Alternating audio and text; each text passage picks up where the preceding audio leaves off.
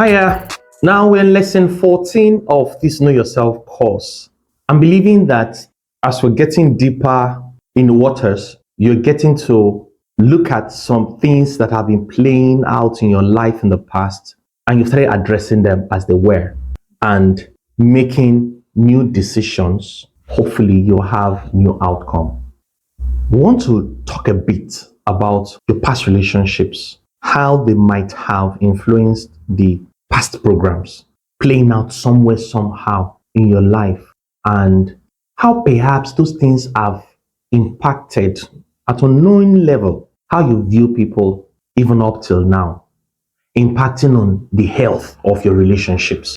And because the relationships you've been having lately or you have been having for some time have not been so good or advantageous to you, you think you have a problem.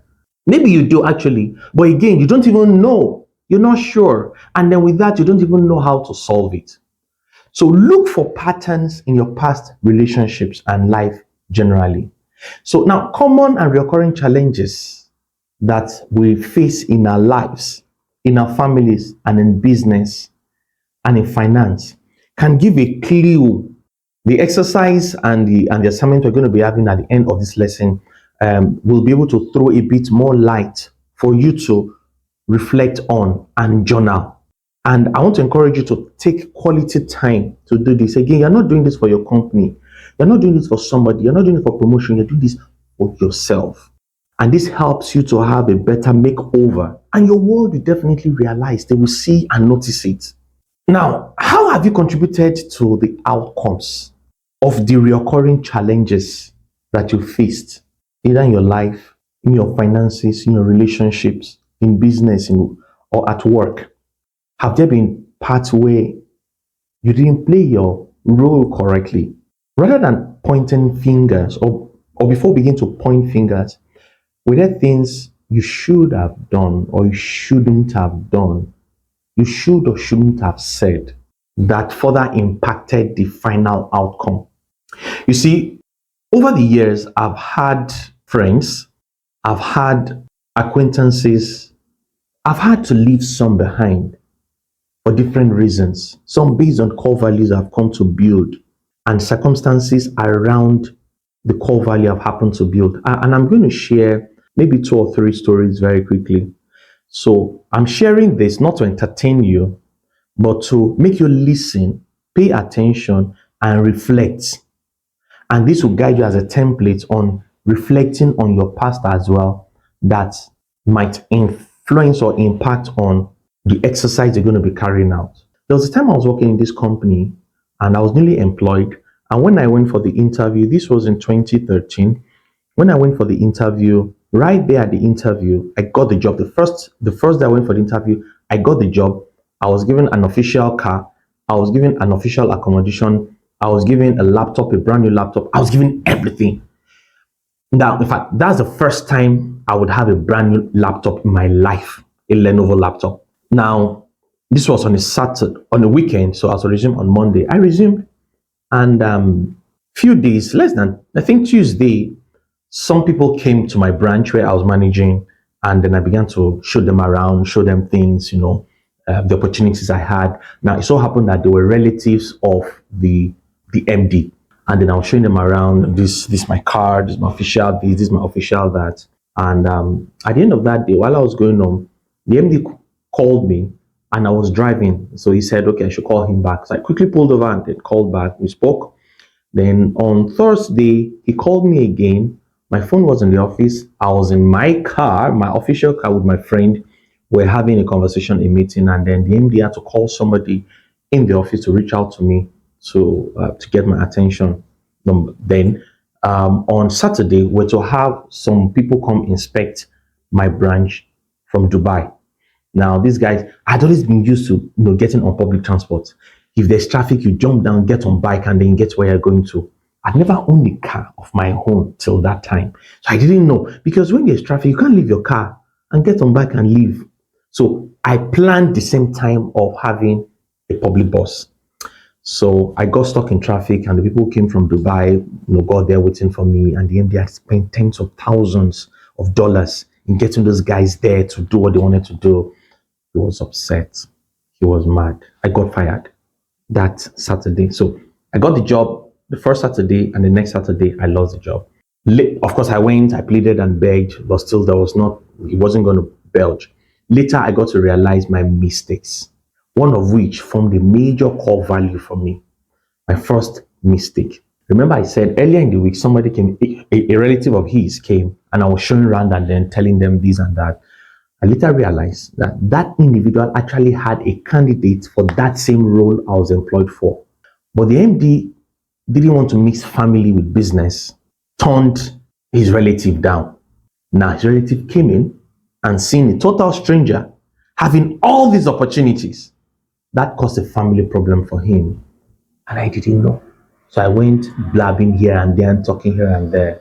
So he marked that like, this person doesn't know how to keep secrets. Secondly, he called me on a Tuesday or so, and then I was already driving home. And then he looked at the time. This is just exact closing time. I never knew. His own template, how he works is this. Well, closing time according to your contract is 5. But he was looking forward to somebody who will spend more time at work, give more. Because he's giving me more than I even asked for. I have an official car. I didn't ask for it. I have an official apartment. I didn't ask for it. Now, the apartment is just maybe in case I close late, I can sleep over, fully furnished. He wanted me to stay more, but I was already rushing home. He wasn't pleased. And the other time I was calling, and then this other time, the third time, I was not present when people came on inspection, and now I can't work with this. And that taught me a very important lesson. Anybody could have felt, man is evil. He's wicked, just employed me for 1 week and fired me. But I saw it in a different light. Another very quick one. I think this will just be the second one, and then we'll move on to one more cross of this lesson, and then we'll have the exercise. Now, at this time, I had my business. I had my staff. Now, something happened. I won't go into the detail because of the time, but then I had 2 of my most loyal, hardworking staff. The general manager and the account manager, or the account officer. Something happened. We brought in a new consultant who reached out to me, and then, the operations manager and the account officer. But then we had a general manager whom this new consultant reported to, that the operations manager and the account officer were trying to plan something against the company. We're trying to purchase a property, but they were trying to siphon and divert the whole project. So I got to know. I didn't find out from them. I was upset and all that, and then I got them fired. Both of them at the same time at a spot without even giving them any warning. And it's still, for me, it's still one of my most expensive business mistake or decision that I will never make. I'd rather employ you too soon, unknowingly, and regret it, than fire you too soon, unknowingly, and regret it. That's my own philosophy as far as hiring and firing is concerned. Now, long story short, down the line, I never knew that this new consultant or this consultant had some other intention. I paid dearly for it because he did worse than the lie he told about these people. That might even be true, but he did worse than what he alleged that these people did.